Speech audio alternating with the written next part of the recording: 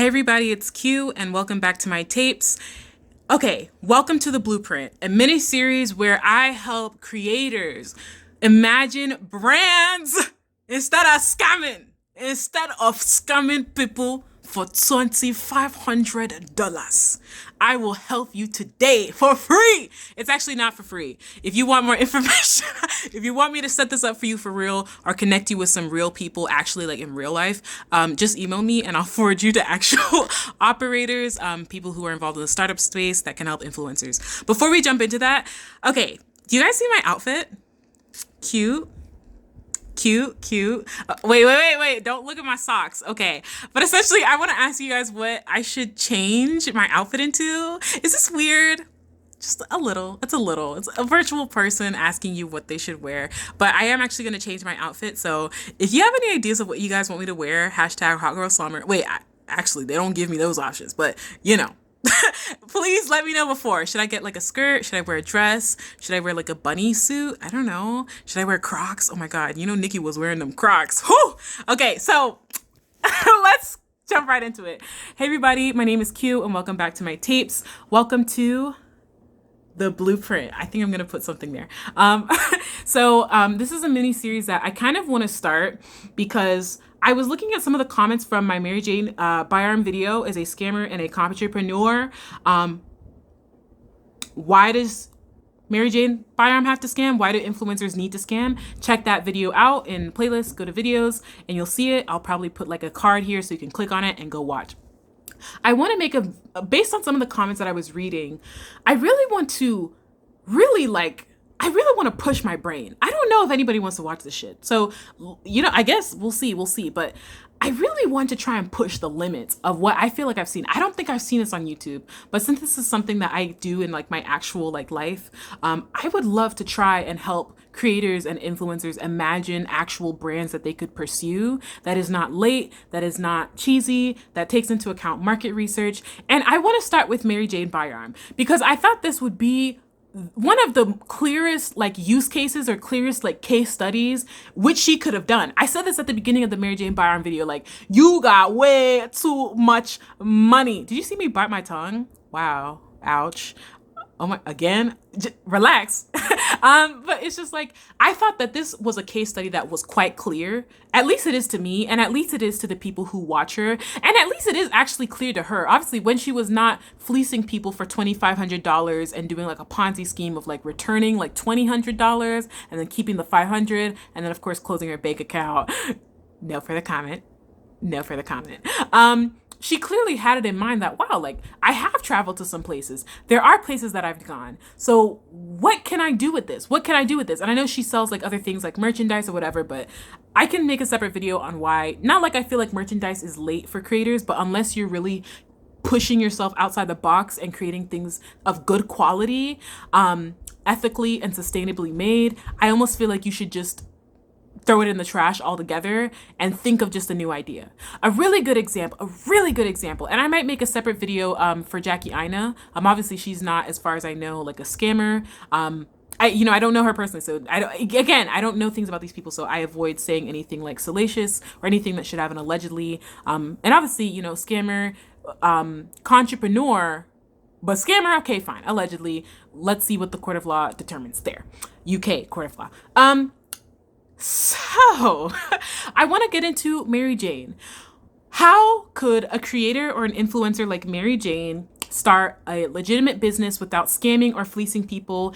And I'm going to rewind about probably to last year when she went to Dubai. She was, I believe, in California. I was doing research for this video. She was in California. She met up with some friends and then she told people she was going to go to Dubai and spend Christmas there, celebrate her birthday, and probably stay there for the spring. So let's start with there. And I will take everybody through a launch plan that I've kind of drawn up and thought up for her specifically. Okay, I'm going to take my notes so you'll see me pause from time to time. Let me pause. Hold on. Okay, so let's start with phase one. When she came back to the United States. I believe she came back from the United States from Asia at the kind of near October, September of 2020. And she went to California. She went to Philly first because I believe that's where her family is based. I only know this because I did research. Like you guys, I'm trying to do my research, okay? I don't want to just come here and say anything anyhow. I don't want to talk out the side of my neck. So I just want to do as much research as I can. Okay, so the first thing that she should have done is when she went to Cali, she should have started the preparation phase. Let's pick an idea. So I actually think that MaryJane Byarm could have started a travel agency that was infused with maybe a tech kind of SaaS startup. So like a dashboard for like travel, where she would collaborate with international partners, like cafes, hotels, cruise lines, maybe clothing shops. I think that she could have really for her public image. And I'm not saying that to be, funny, but she could have done this also for a public image where she also partnered with local businesses in some of these countries that she's gone to and asked them to be an official partner and essentially provide group deals for if she brought group deals or, group travel groups or whatever, they would specifically use their partners. She would get kickbacks for that. She would get a discounted rate for bringing in such a volume of people. And then she would also make more money or make money on the travel group portion. So let me reiterate. Wow, did that make sense? Essentially, my idea is that MaryJane Byarm could have started a travel agency and had like a small kind of software as a service collaboration platform for group travel trips. And because she had the platform and because she had the distribution and she obviously traveled, she would be able to have that leverage to bargain deals and discount deals or paid kind of partnerships to specifically bring in group travel groups that would travel through her travel agency. Wow, that was a lot of travel, but I wanted to just say what the idea was. So when she came back from Asia, she went to Philly and then she went to Cali before she headed out to Dubai. She should have started the prep.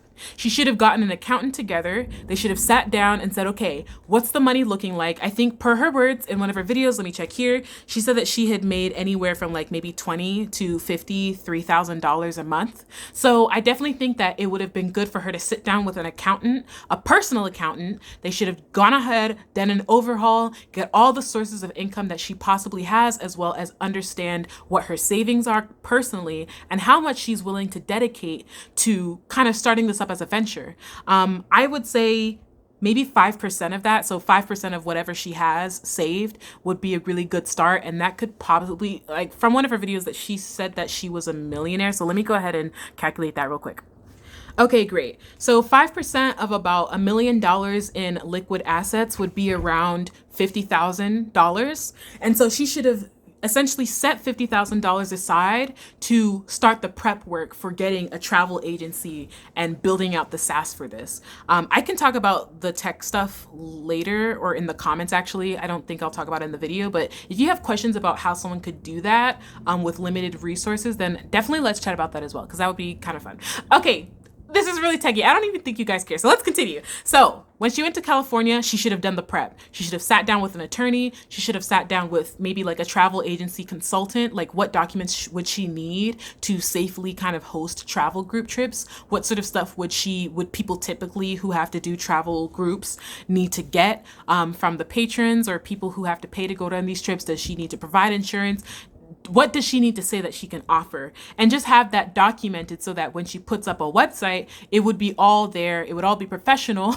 Of course, when she works with a payment processor like Stripe or whatever, there would be no confusion on the terms of service. And so instead of asking people to cash app you the money, you can figure everything out on a dashboard that can protect you and your assets.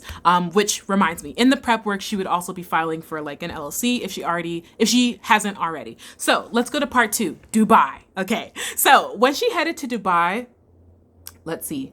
She should have started to get her contacts together. That's what I wrote here. She should have started to get her contacts together and not the fake contacts on her eyeballs. Wow. Okay, pause. I'm back.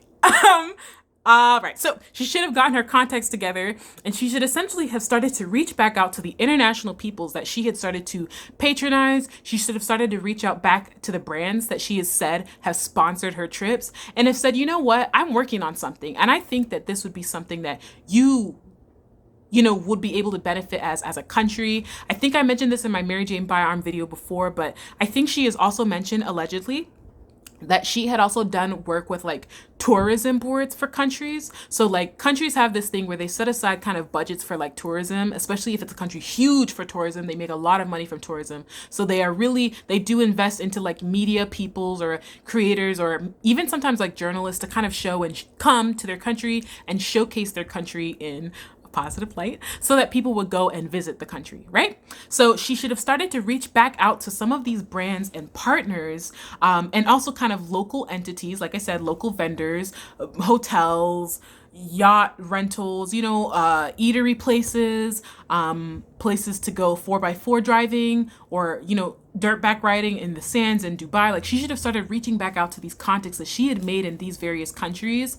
And she should have said, look, I am working on something that I think would be really great for me and really great for you. You would be the first point of contact in terms of our activities vendors. And so when you're on this list, whenever I have a group travel trip or somebody organizes a group travel trip through my agency on my behalf, and we come to like, let's say Bali, we come to Morocco, we come to Bali, we come to Japan, they will use you. You know what I mean? Unless, of course, they want to do something else and they ask for it specifically when planning the trip, right? Are you guys following? Okay, let's go.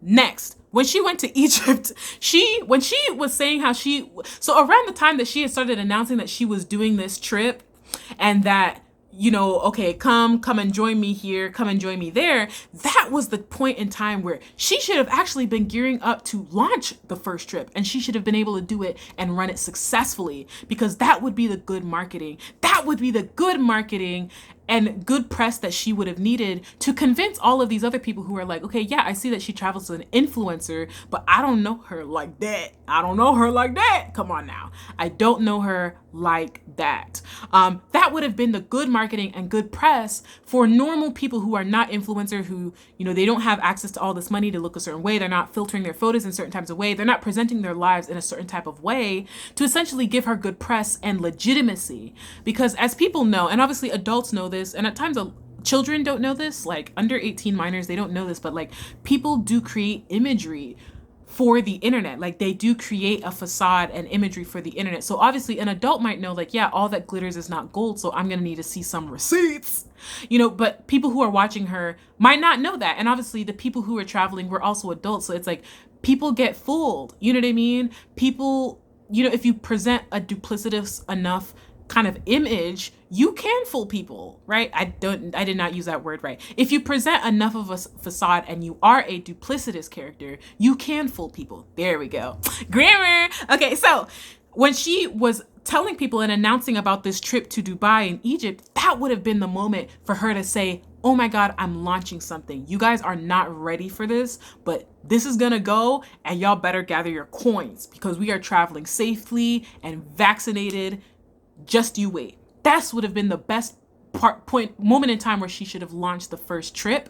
She should have gotten all of her vendors together, all of her travel partners together, and said, we are fixing to do this. She should have also hired, so this is in the prep part, right?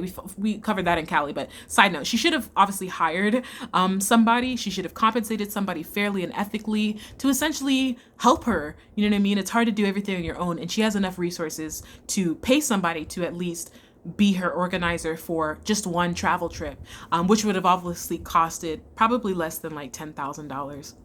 Because they're not like full-time employee, they're just contracted to just help for that one trip. So she should have paid somebody to essentially travel with her to the Dubai and Egypt so that they were handling most of the operations and people operations, while she essentially still presented the image of relaxation, so that she wasn't looking stressed, essentially. So yeah, let's go to the UK, because she's no longer in Dubai. She's no longer in Egypt. She's now in the UK. So assuming that she had launched her first successful trip in Egypt and Dubai, she now has a lot of interest. Now they want to travel to all these places. She's now announced, like, bro, this went so well. So she gets to Dubai. She should have essentially met with some more business people. She should have started to really solidify some more partnerships for some of the more for the different like trip launches that she would have done throughout the world. And so essentially when she went back to the UK, she should have been essentially going there to maybe meet with some more business people, kind of get some more documentation together, figure out maybe what she needs to do documentation wise if she wanted to host any sort of stuff in the Europe region or United Kingdom region. I know they're not the same place. I know the UK is a country, or United Kingdom is a country. Okay. So yeah, so these are some places, and this is how I'll end the video in terms of what she could have done trip-wise. So after the Egypt and Dubai trip went successfully, I think she should have announced trips to the following places. And if anybody wants to travel, oh my God, let me know. Oh my gosh. Okay, so she should have announced travel trips to the following areas. California, because she's went there before. Japan, because she's went there before. Bali, because she's went there before. Thailand, because she's gone there before. China, because she's been there extensively. Hong Kong is not in China, but because she's probably gone to Hong Kong and she has connections. Obviously Dubai, Morocco, and then Spain, because if you know where Morocco and Spain are, they're like connected through like a very small strip. She should have announced a trip to Ghana, announced another trip to South Africa, Tanzania, and actually a trip in Utah. So I know that trip, and you know, the way that, oh my God, I don't want to get into it. Oh my God, luxury. But you know, the way that trips are presented, at times a lot of people sometimes leave out the United States, but I think to kind of help some of the people who maybe just wanted to remain in the United States, there are some really good activities and really good travel spots, very luxury travel spots. There's this place in Utah especially. Okay, pause my video and search up a place called Amangiri in Utah. It's amazing. I've always wanted to go, but it's obviously, I think it's like $10,000 per night. I don't know.